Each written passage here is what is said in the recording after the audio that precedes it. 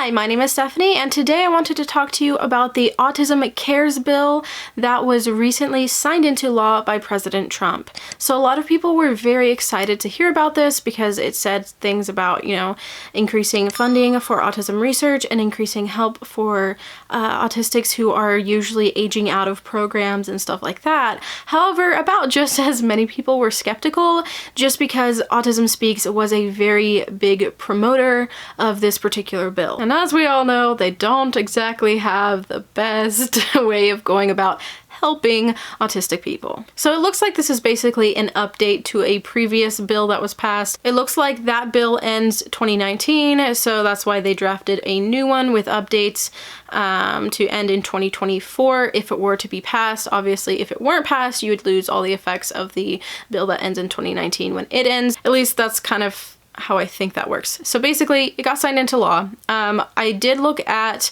the changes that were listed on the govtrack.us website. They kind of went down into like what language changes kind of happened in that bill. So a lot of what I was seeing was autism spectrum disorders, and it used to say autism spectrum disorder or developmental delay or something to that effect. And a lot of changes were making that and developmental delays or other developmental delays, probably just to help increase services. So it was not just one thing or the other, that both of those things could be addressed. I also saw that tribal communities and governments were now included in the language, so a lot of times we would see an insertion of the tribal government and tribal communities, etc., throughout the bill to include them and not disclude them.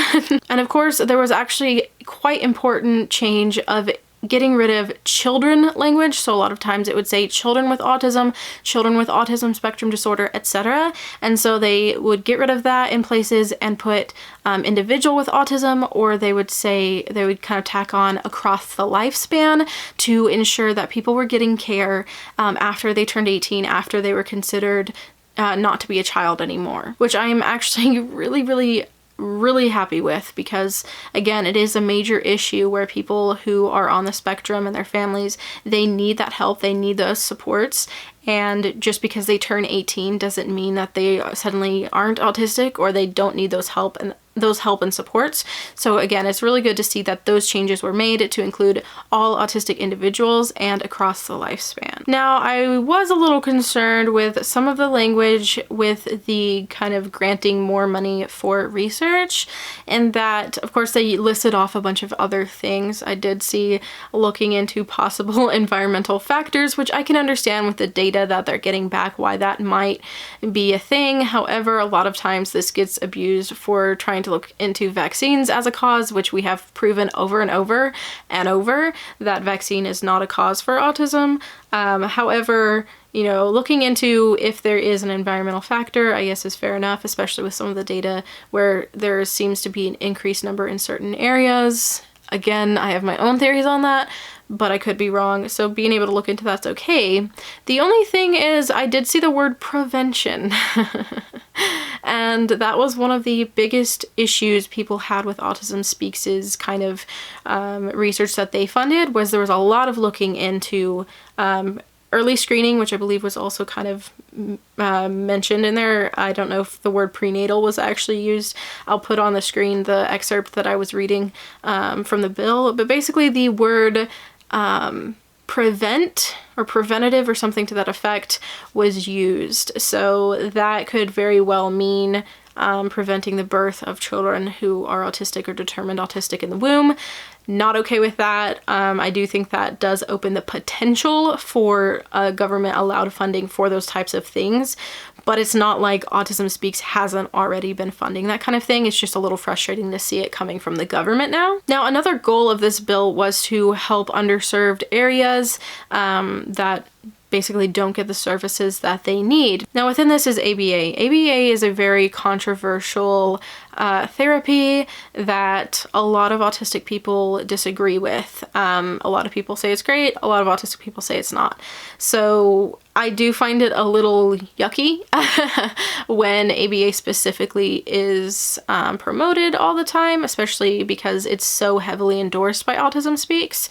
So when they put the wording in for underserved areas, part of that was training for a developmental behavioral pediatrician or pediatrics program, which I'm not 100% on what that means, but when I see the word behavioral, I immediately think about ABA because behavioral services tend to treat the behavior, and people who don't fully understand autism can do a lot of damage when they don't understand what they're seeing in behavior.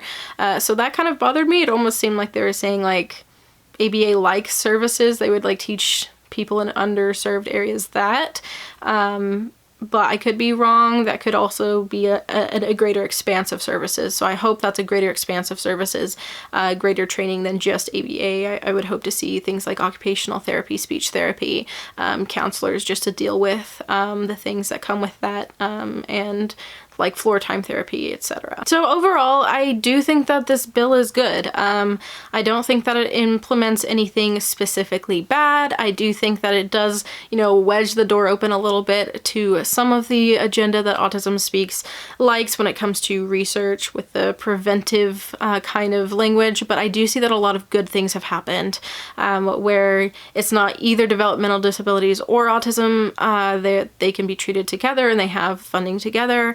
That they're including tribal nations, that they can get assistance as well, I believe is what that means.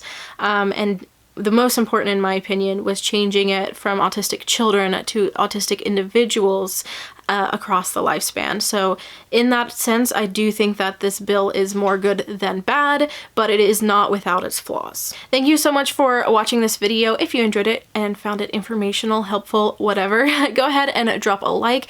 Let me know, again, what your thoughts are in the comments below. If you enjoy hearing autism-related content from me, you can go ahead and hit that subscribe button. I try to upload every Thursday at 4 p.m. Central Standard Time. I hope you're having a wonderful week and see me in my next video. Bye!